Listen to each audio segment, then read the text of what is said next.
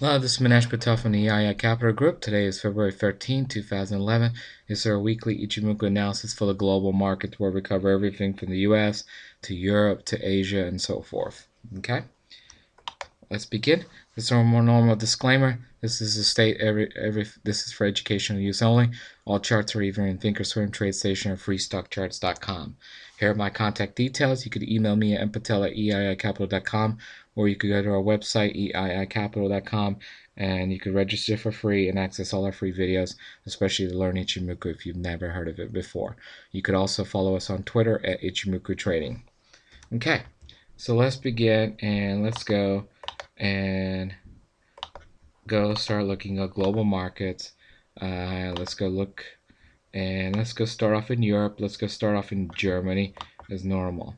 Okay, Germany, as you can see from the charts here, is still continuing its journey to be the bullish side. Remember, these are weekly charts right now, and you can see that it broke for our initial level that we had of 72.95, and really it's at a major key level here. If it breaks to this level, then it has a potential now of going all the way up to here to about 75.25 levels. So this looks very, very strong and continuing to go very strong because it has yet to penetrate even the Tinkinson. So there's a high possibility that this German market now is going to get all the way up to 7,500 level. Sorry, this level here. Which is about 77.26 levels. So it does look like it's on its way up there very easily. If you go look at the London market, it broke out. It's still very bullish. Key levels are going to be here, which is right at 60.56.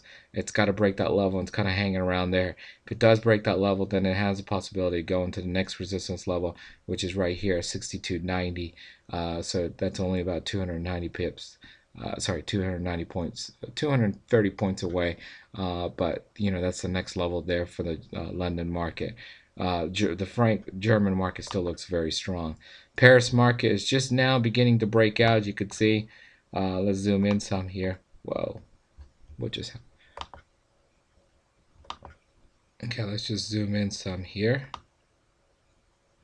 And you could see that it's just now breaking through last week from its highs here, double top. So this looks like it's getting ready to break out and slowly trickling up. So if you're looking for new opportunities, this could be at the Paris market because the German market and the London market's already continuing its journey. So the Paris market looks like it's starting to move up. Resistance levels are going to be key, are going to be here. Whoa, one level is going to be here. This is going to be one key level right there, which is 43.64. So if you look at all the markets, it's about in Europe, it's about 200-point movements up expected. Percentage-wise, this probably looks better than any of them outside Germany. Okay, let's go and see what else we have. We have to look at some of the iShares to get into other countries. Let's go look at Israel. Israel kind of broke for the top and then pulled back. It's pulling back now. It's between the Tinkinson and Cajunson, so you really don't know which way it's going to go. It's got to break the Tinkinson to go retesting the highs and start breaking through to go higher. Spain, you could see that it's popped up out of the cloud, but there's conflict with the Ichimoku indicator, so it's got to go back inside the cloud. So it's definitely got a little more bearish action to go through before it could go up. South Africa, you could see with everything going on, it's pulled back all the way to the Cajunson, and now it's kind of holding its ground here at the Cajunson, which is a major support. Key levels, what's going to happen here. If it's going to go higher and keep on trending higher, it's got to bounce off this very soon, break the Tinkinson and keep on going. But if it sits here and consolidates, this thing's going to get weak and it's going to break down. Russian market, we're not getting much on the chart, so we'll just ignore that one. Let's start going over to Asia. Let's go to Shanghai. If you look at Shanghai, let's zoom in some. If you look at the cloud there now.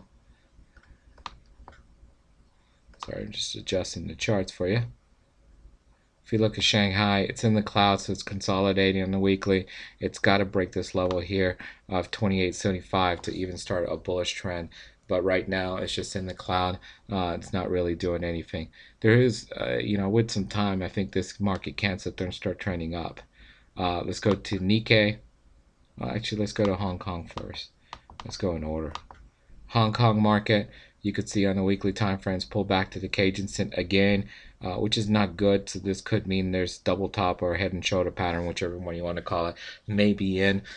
We got to get confirmation that's going to keep on going lower. But if next week, if this thing does go lower, then this may be a double top, and the Hong Kong markets may start in a consolidation pattern and end its bullish trend. Um, let's see, Nikkei market starting to finally break through exactly what we predicted the last couple of months ago. Nikkei market this year, I think, is going to sit there and make a run. It does look like possibility getting all the way up to 11,000 level, which is next, which is 400 points above where it's at now. But Nikkei market does look very, very strong compared to all the other markets. One key thing is there's going to be a pullback that's going to need it in order to convert this cloud here. If it doesn't sit there and go very strong, if it goes very strong, then the cloud will automatically convert. Otherwise, it'll need to pull back to the Tinkinson at least before it starts making a move up. That's the only thing weak. Otherwise, it's all strong there.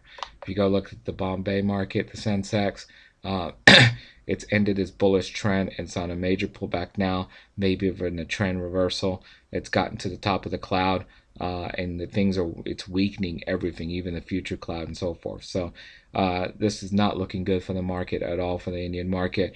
So only time will tell what's going to happen here. But right now we hit the top of the cloud.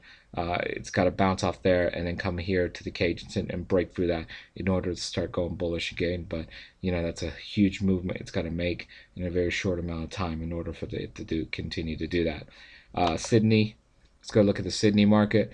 Sydney market is looking very, very strong. It's now here a double top or head and shoulder pattern here. It's got to break this level of 5,050. If it does, this thing's going.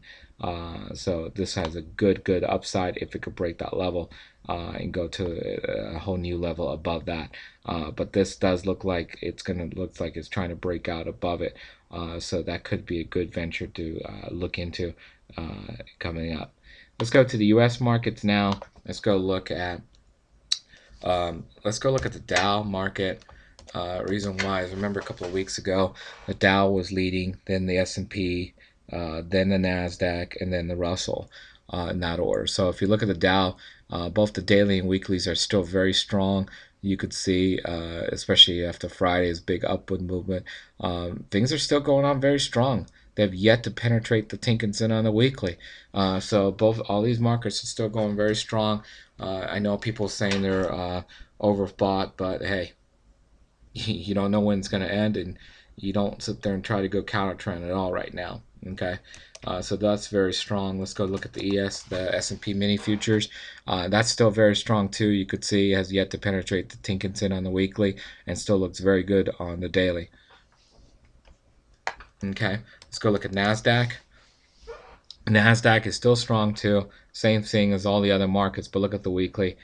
Sorry, the daily. It was a little weak here because it did sit there and do this price action, whereas the others didn't do that much, where it didn't even go below the Cajuns, and whereas the NASDAQ did. So this is still continuing to go up. All of them are still strong. Okay, and then if you look at the Russell futures, everything's still going on very strong there. One thing you may want to look at is the NASDAQ kind of lets some signs to go weak. So if you're looking for some signs to go bearish, counter trend, start looking at maybe the NASDAQ or the Russell futures. Maybe they may give you a sign when a major pullback may be in place. But right now, everything's still going on very strong. Hope you enjoyed this week's video.